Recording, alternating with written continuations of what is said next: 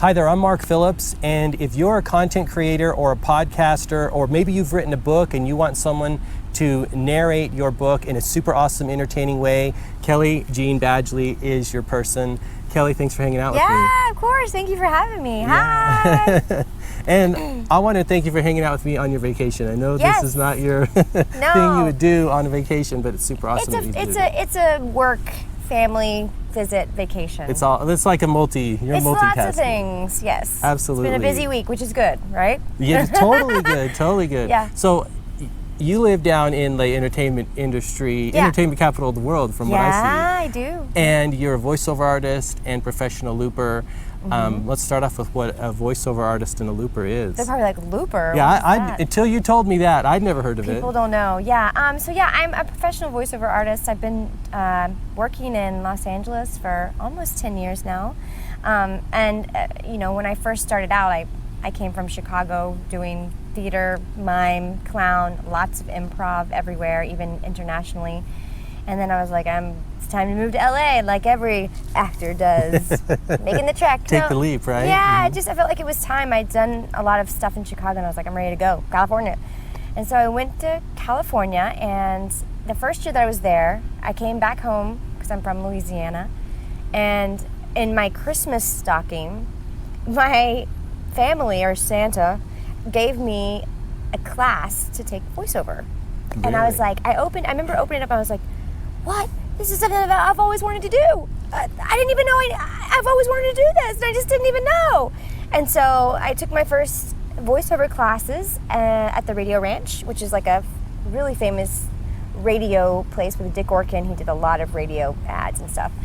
And from there, I had an amazing teacher, Eliza Jane Schneider, who I'm sure you've heard her voice on so many things. She was a voice for a lot of the characters on South Park, like all the female characters, for a long time.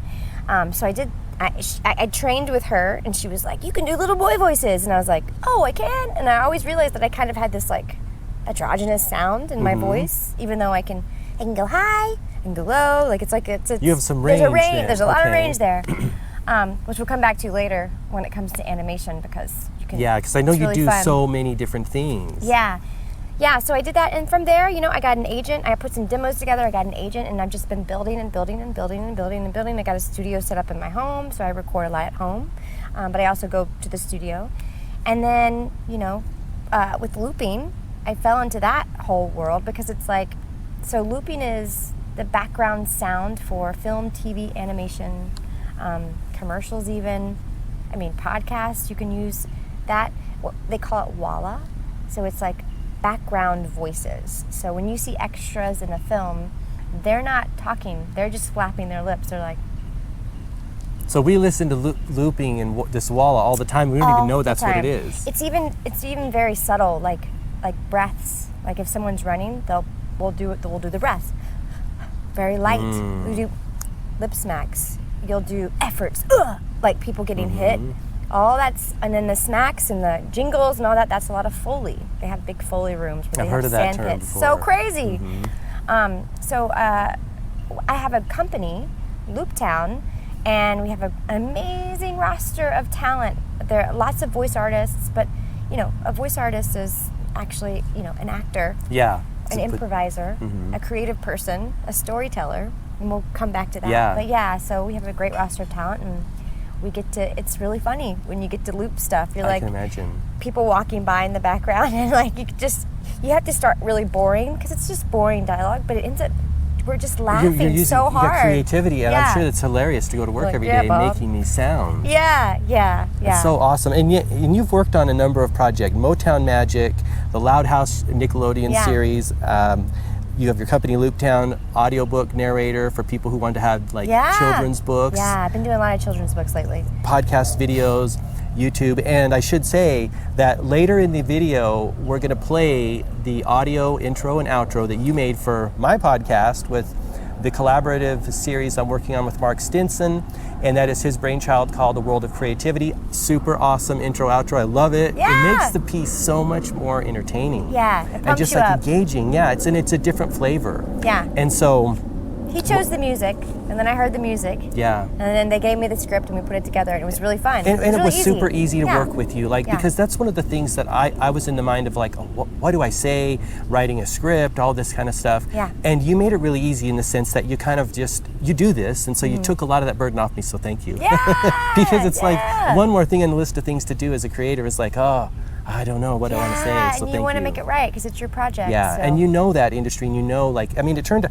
like, I had very little input in it, and it was exactly what I wanted. Oh, good. So thank you. And we're going to play that later in the video, so stick around for that.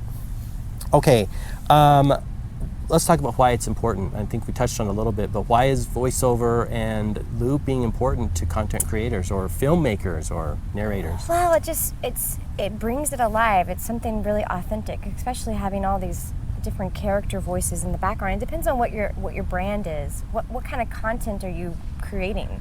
A voiceover artist can bring, the tone. What's the tone? I mean, if it's a commercial on the radio, it's going to be high energy.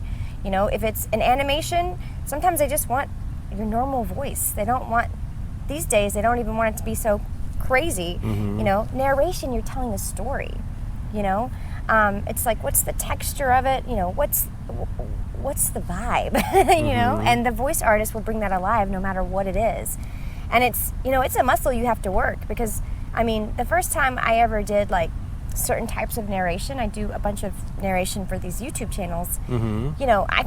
I don't even have to read through the script. I already know the tone, and I can just read it. It's almost like a reporter for like a young kids channel or a teenager's channel. It's like you're kind of like e-news, but that's their tone.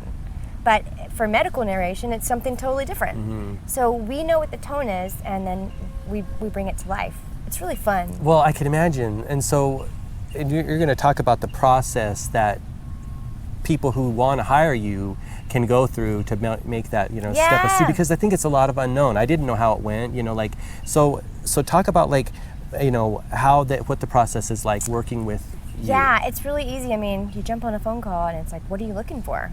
What are your needs? What's your brand? What's your deadline? And we just talk about, how long is the copy that you want? And then I go through kind of the process of how I work. So we'll go over rates. There's a great industry rate guide so that no one's confused. So you can see what, something that's non-union and union is. And a lot of the stuff with, new content creators, beginners, it's non-union stuff. So you don't have to worry about all the union stuff. And sometimes you can create your own rates depending on what your budget is. Mm-hmm. But there is something called the GVAA rate guide, and you can look at that, and you can look at everything you need on that, from radio to e-learning to IVRs, which is like voicemail greetings and stuff like that. On-hold messages, if you want that. It's really fun stuff. Oh yeah, sky's the limit, right? When you're talking about this kind of creative stuff. Yeah, so then I take the script once it's all finished, and I review it, and I go into the studio, and depending on how long it is, I have a pretty quick turnaround time. I do a lot of stuff in 24 hours, 2 days. If it's really long, if it's an audiobook, obviously it takes a week, 2 weeks, So yeah, it's all about what are your needs, and I'm really easy about making it happen in an easy and fun like I said, way. it was easy and creative and thoughtful. Yeah, and you sent me 3 options, A, B, and C, and 3 sets of music, which I thought was perfect. Not too many, not too little. Yeah.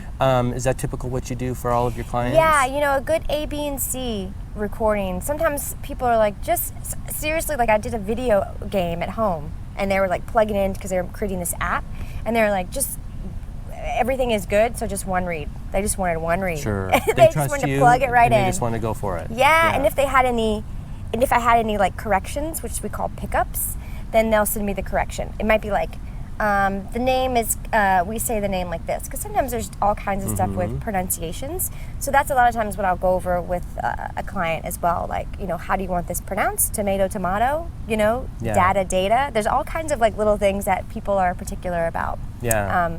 So I go through it, I read it, go into the studio, and then, usually it's nice to have like an upfront, to pay a portion of it and then the balance at the end. You know, there's an invoice sent out, a creative project brief beforehand to just know that we're all on the same page. And yeah, it's really easy. It was super easy. It was super easy. And like I said, I just listened to those a couple times, picked my favorite one, and it was a done deal. I gather your information and then I put it all together and get to work. Yeah, I think it was super awesome. Well, since we're on that subject, let's play that for you. This is the intro outro that Kelly created for the special series A World of Creativity for Enhancing Human Experience podcast. Enjoy this. Ooh.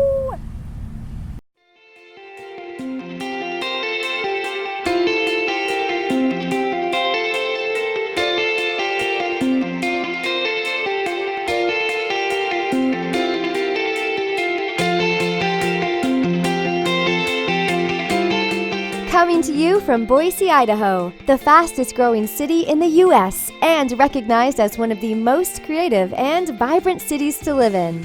This is a special edition of Enhancing the Human Experience, A World of Creativity, a series of unique interviews with successful people from around the globe, how they get inspired, where their ideas come from, and how they apply creativity in their business and personal lives.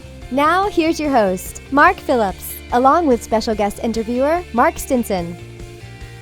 Welcome to our series on creativity, and I'm here with Mark Stinson. Mark, welcome. Hey, thanks for having me.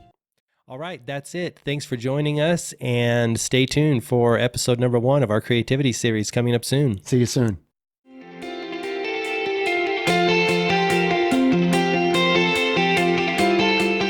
Thanks for listening to this special edition of Enhancing the Human Experience, A World of Creativity with Mark Phillips. If you liked this episode and want to know more, check out gmarkphillips.com and please leave us a review on YouTube, iTunes, or wherever you get your podcasts. See you next time.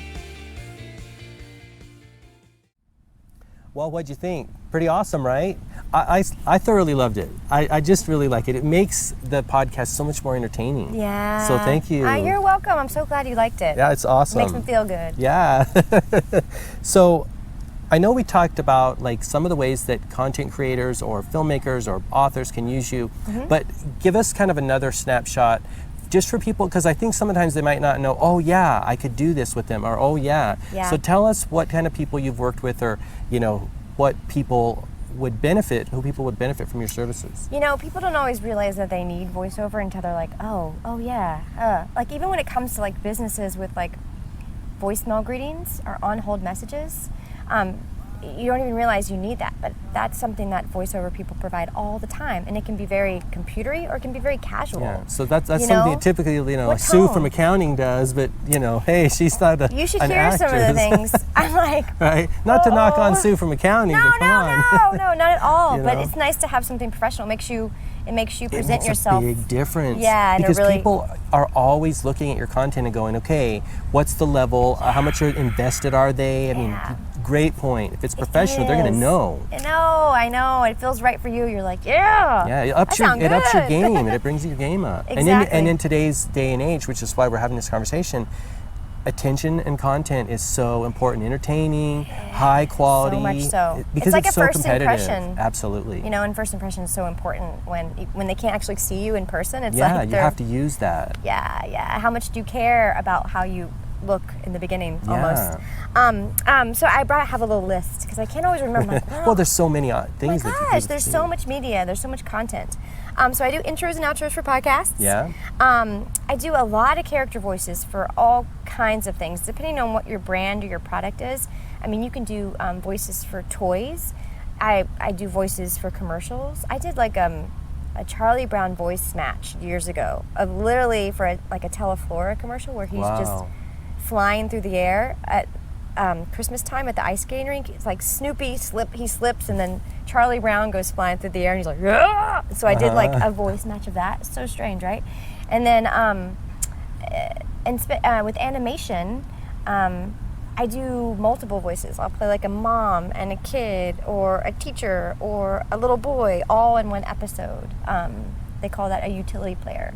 Especially with looping, you have to play all kinds of stuff. I can imagine. I don't speak Spanish, but I will bring in Spanish and we will read it depending on we'll cast it appropriately. We'll authentic Spanish speakers, but also I'll bring in my own dialogue just so I can jump in because I direct the group. So we'll do, I mean, there's all kinds of stuff you use your voices. Yeah, that's why I say people don't realize every day we hear it all the time. Yeah, but unless you're in there. that industry, it's because it's like I said, it's behind the scenes, but it's so important. It's so important. If you'd be surprised how authentic you can get with looping. I mean, it's really amazing. And then I do like ads, like for podcasts or sponsorships.